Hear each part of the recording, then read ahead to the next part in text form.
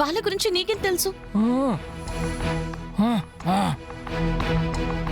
ఇన్నేళ్ళు ఎవరికీ తెలియని నిజం ఇతనికిలా తెలుసు.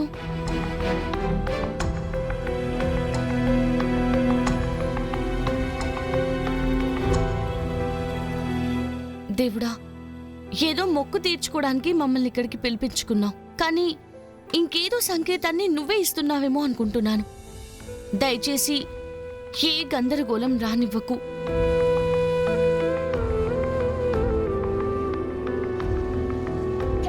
కొలన్ ఎక్కడా కనిపించట్లేదే.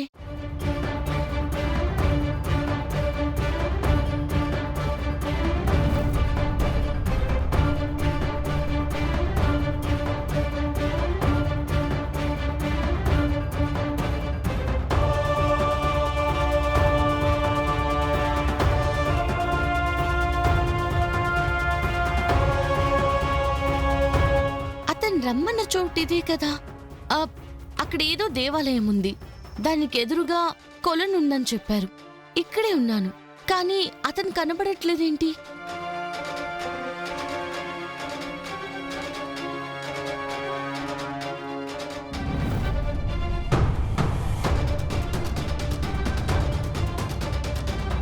తల్లి, ఆ దుర్మార్గులంతా కలిసి నా నాలుక కోసేశారు, కానీ నాలో ఉన్న నిజాన్ని నువ్వే ఇన్నాళ్ళు కాపాడుతున్నావు.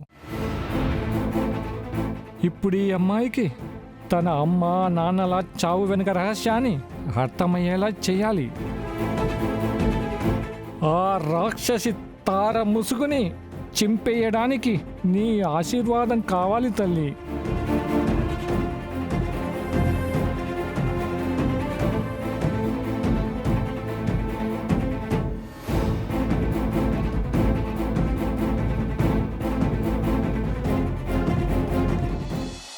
కంగారు పడకండి ప్లీజ్.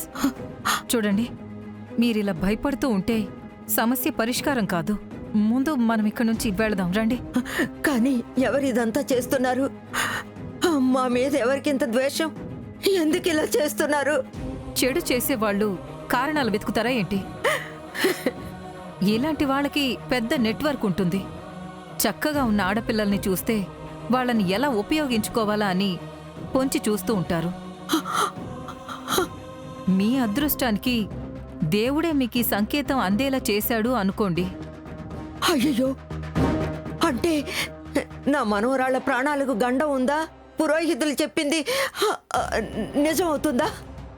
లేదు లేదు, ఈ మాట నేను ఇప్పుడే అందరికీ చెప్పాలి. నడు నడు.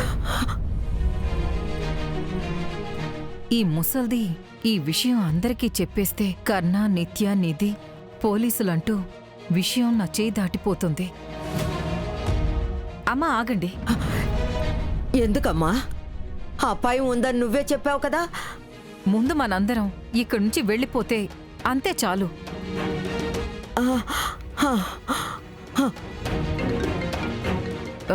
అమ్మా, మీరందరూ ఇక్కడి నుంచి వెళ్ళండి. నాకు ఒక ఇంపార్టెంట్ కాల్ వస్తుంది, నేను మాట్లాడొస్తాను.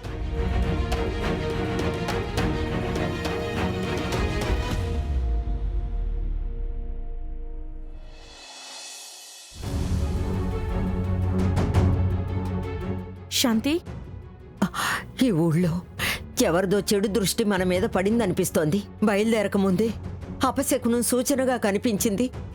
ఇప్పుడు అవన్నీ నిజమవుతున్నాయేమో అనిపిస్తోంది.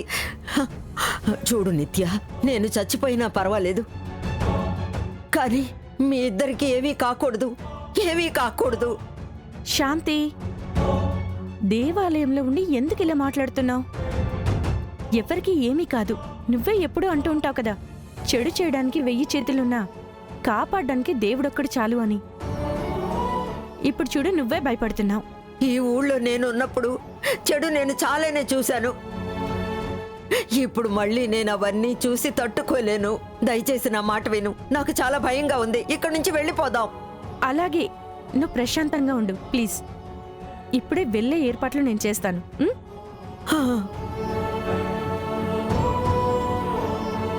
కర్ణ, నిధి ఏది? అక్కడే ఉంది, ఇప్పుడే చూశాను. ఎందుకు మీరిద్దరు ఏదోలా ఉన్నారు? ఏమైంది? అది శాంతి చాలా భయపడిపోతుంది. ఇప్పుడే వెళ్ళిపోదామని కూడా అంటుంది. అయ్యో అమ్మ, ఇది మీ ఊరు. సంతోషంగా మీరే తీసుకొచ్చి మీరే భయపడితే ఎలా? ఏమైంది?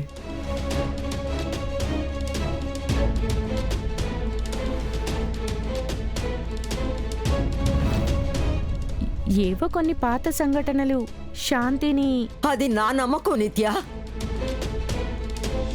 నిత్య, పురోహితులు మీ ఇద్దరికి ఏదో గండం ఉందని అన్నారు. వారి మాట నిజమవుతుందో ఏమో.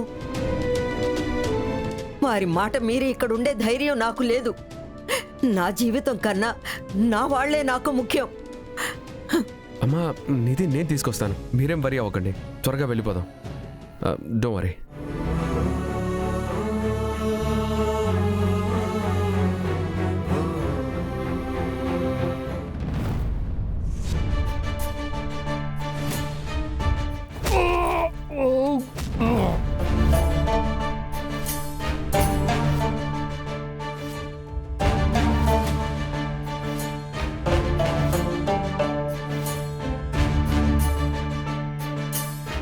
ఎవరు?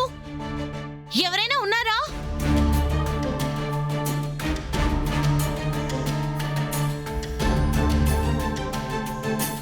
మోస్ట్లీ అతనేదో అన్నారేమో, నేనే వేరుగా అర్థం చేసుకున్నానేమో. ఏదైనా ఇంటికి వస్తారు కదా, అక్కడే మాట్లాడతాను.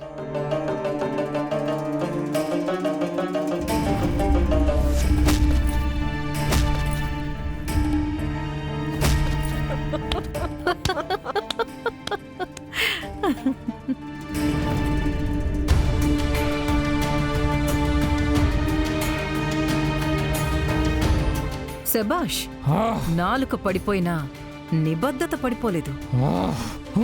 అలాంటప్పుడు నీలాంటి వాణ్ణి ఊరికి వదిలేస్తామా?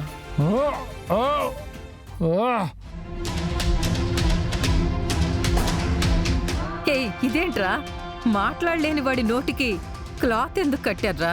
తీసేయండి.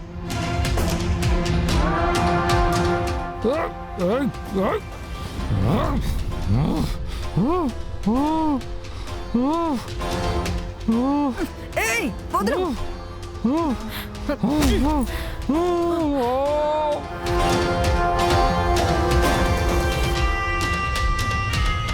ఏయ్, నిన్ను ఎప్పుడో ఫినిష్ చేస్తుండేదాన్ని, కానీ నీకెన్ని రోజులు ప్రాణభిక్ష పెట్టాను. ఎందుకో తెలుసా? నువ్వు బతికున్నా ఏమి ప్రయోజనం లేనట్టు పడుండాలి అని. నీకు తెలిసిన నిజం నీ కంఠంలోనే ఉండి అది నిన్నే కాల్చెయ్యాలి అని. కాని ఇక నా మీద చెయ్యి వేసి తప్పు చేశావు.